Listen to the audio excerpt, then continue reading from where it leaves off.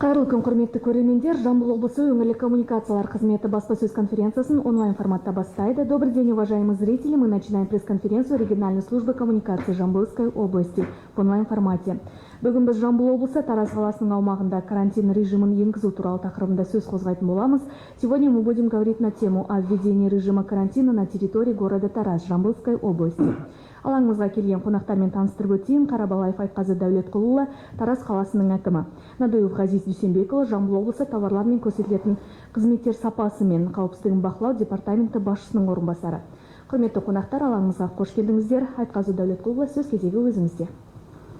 Рахмет, құрметті қала тұрғындары.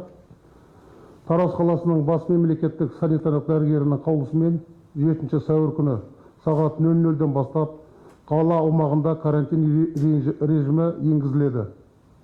Осыған байланысты қалалық әкімдіктің жанынан жедел штаб құрылды. Штаб құрамына қаланың барлық бөлімдері, полиция, СС мамандары енгізілген. Штаб тәулік бойы жұмыс істейді және арнайы телефон желілерімен қамтамасыз етілген. Телефон нөмірлері 43 15 16 45 59 85.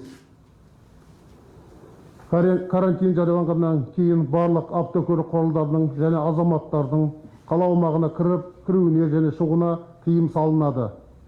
Азық-түлік тауарларын, медициналық бұйымдар мен препараттарын бірінші кезекте қажетті тауарларды тасымалдайтын көктемгі егіс жұмыстарын жүргізетін автокөлік рұқсат қағазымен ғана жүретін болады. Рұқсат қағаздарын жергілікті әкімдіктен ала аласыздар.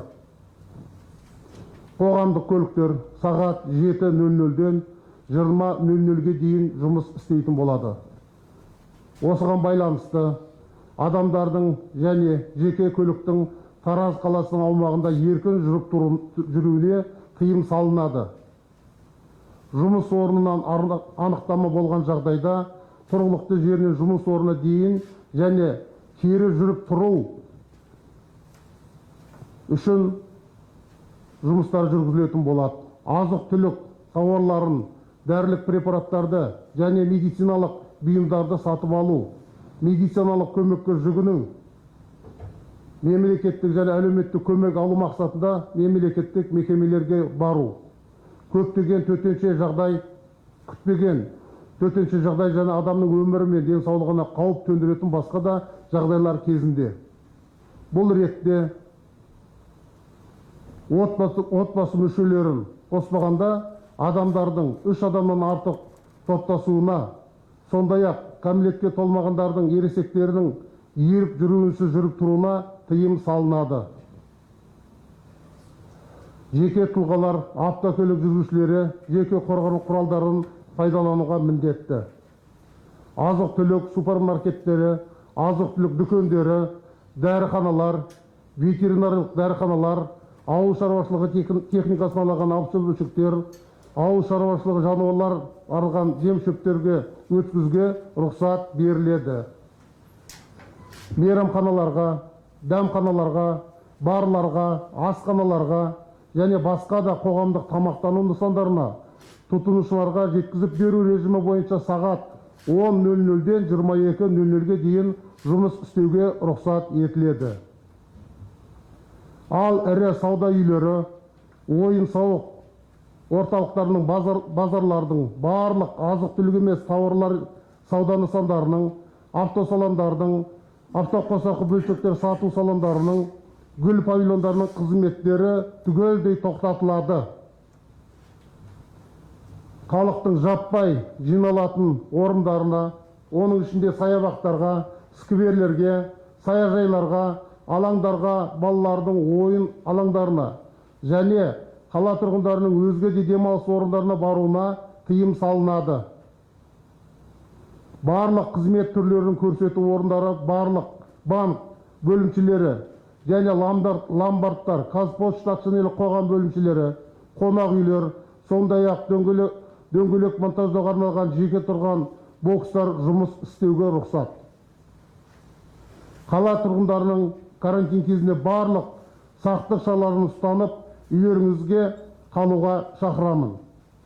Бұдан бөлек, қазіргі таңда Тараз қаласының аймағында 7 блокпост орнатылды. Бұл блокпосттар өзіне тиесілі керекті құрал-жабдықтармен барлығымен қамтамасыз етілді.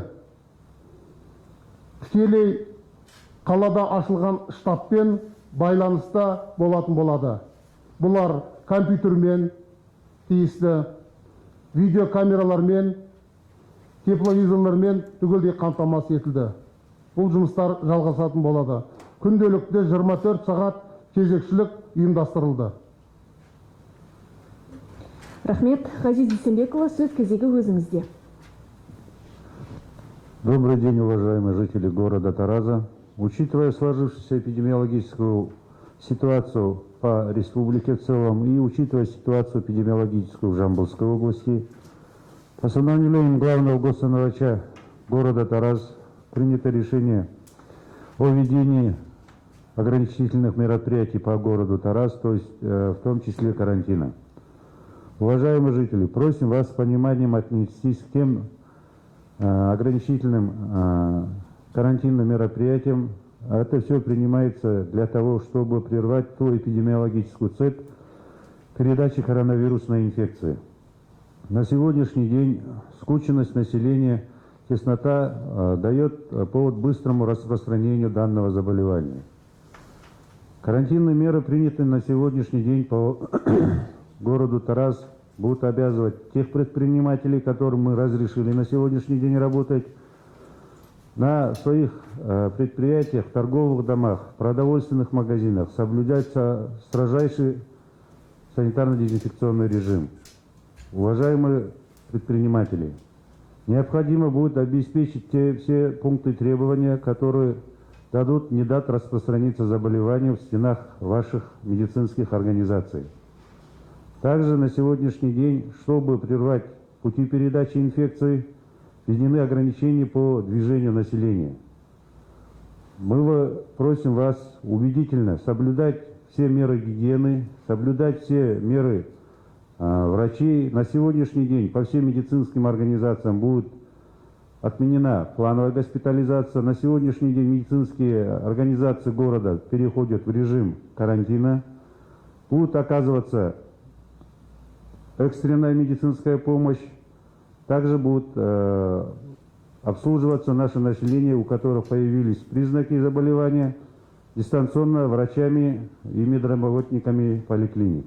Уважаемые жители города Тараза, все мероприятия, которые проводятся на сегодняшний день, будут также находиться под особым контролем. Убедительная просьба жителям города отнестись с пониманием, чтобы не допустить того осложнения, которое мы видим в других городах. Карантинные меры, эффект карантинных мер мы наблюдаем на сегодняшний день по статистике городов Нур-Султан, Алмата, где на сегодняшний день идут регистрации единичных случаев. С целью недопущения заболевания коронавирусной инфекции на сегодняшний день принятое решение. Прошу вас поддержать и строжайшим образом соблюдать все предъявленные к вам рекомендации и ограничения.